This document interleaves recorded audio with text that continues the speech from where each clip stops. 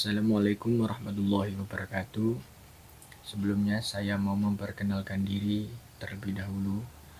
Eh, Nama saya Muhammad Alvar Al-Ghazali dari Prodi PAIA semester 2. Di sini saya akan menjelaskan tentang teori evaluasi. Yang pertama, pengertian dari evaluasi. Evaluasi merupakan pengukuran ketercapaian program pendidikan, perencanaan suatu program substansi pendidikan termasuk kurikulum dan pelaksanaannya, pengadaan dan peningkatan kemampuan guru, pengelolaan pendidikan, dan reformasi pendidikan secara keseluruhan. Untuk pengertian secara bahasa, evaluasi sendiri berasal dari kata dalam bahasa Inggris, yaitu evaluation, yang dapat diartikan penilaian atau penaksiran. Sedangkan secara umum dalam KBBI, evaluasi sendiri berarti pengumpulan dan pengamatan dari berbagai macam bukti untuk mengukur dampak dan efektivitas dari suatu objek, program atau proses berkekuatan dengan spesifikasi dan persyaratan pengguna yang telah ditetapkan sebelumnya. Jadi evaluasi secara singkatnya bisa kita sebut suatu penilaian. Untuk selanjutnya, tujuan dan fungsi evaluasi. Tujuan evaluasi dapat dilihat dari dua segi. Yang pertama, tujuan umum, dan yang kedua, tujuan khusus. Yang pertama, yakni tujuan umum. Dari evaluasi, satu, mengumpulkan data-data yang membuktikan taraf kemajuan murid dalam mencapai tujuan yang diharapkan. Memungkinkan pendidik atau guru menilai aktivitas pengalaman yang didapat.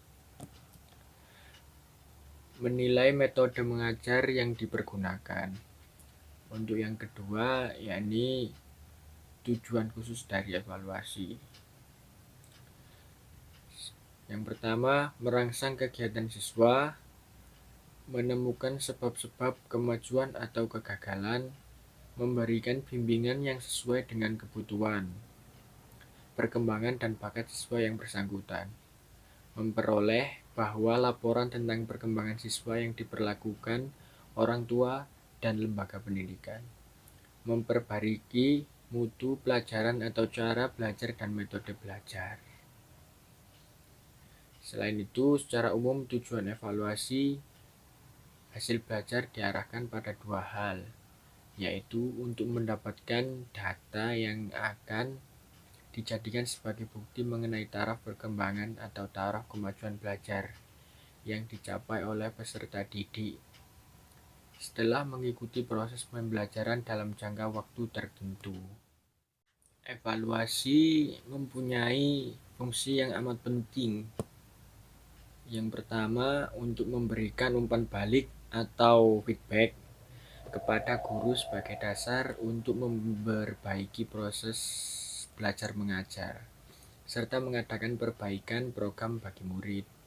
Yang kedua, untuk memberikan angka yang tepat tentang kemajuan atau hasil belajar dari setiap murid, antara lain digunakan dalam rangka pemberian laporan kemajuan belajar murid kepada orang tua, penentuan kenaikan kelas, serta penentuan lulus tidaknya seorang murid.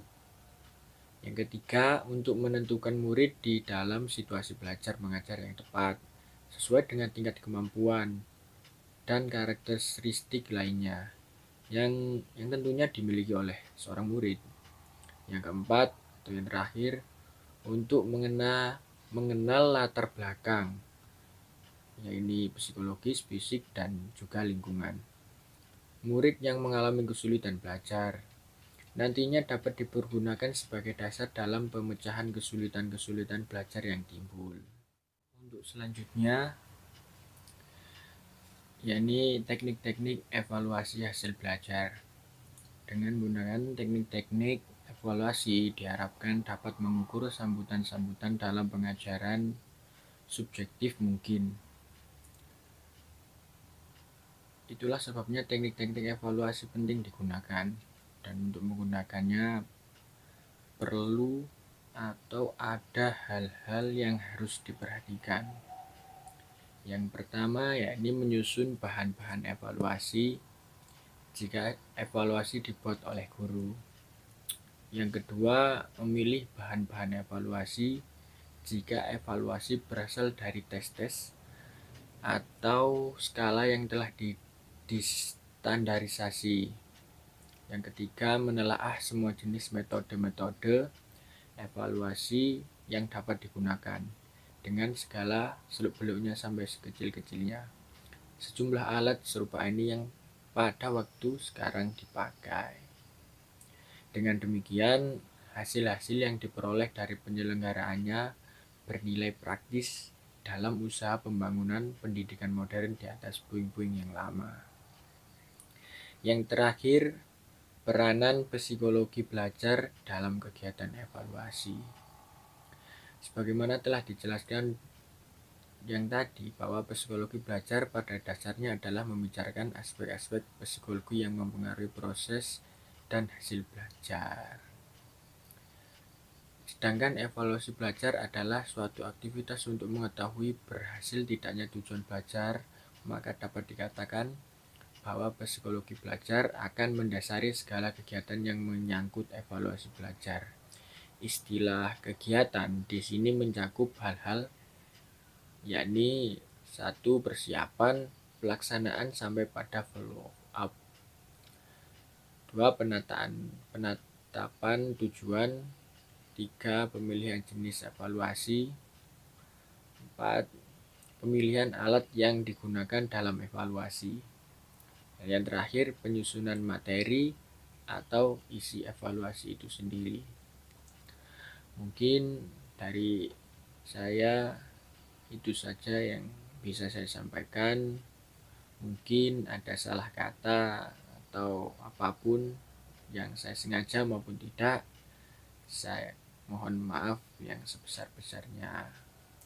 Wallahul muwaffiq ila aqwamit thoriq. Wassalamualaikum warahmatullahi wabarakatuh.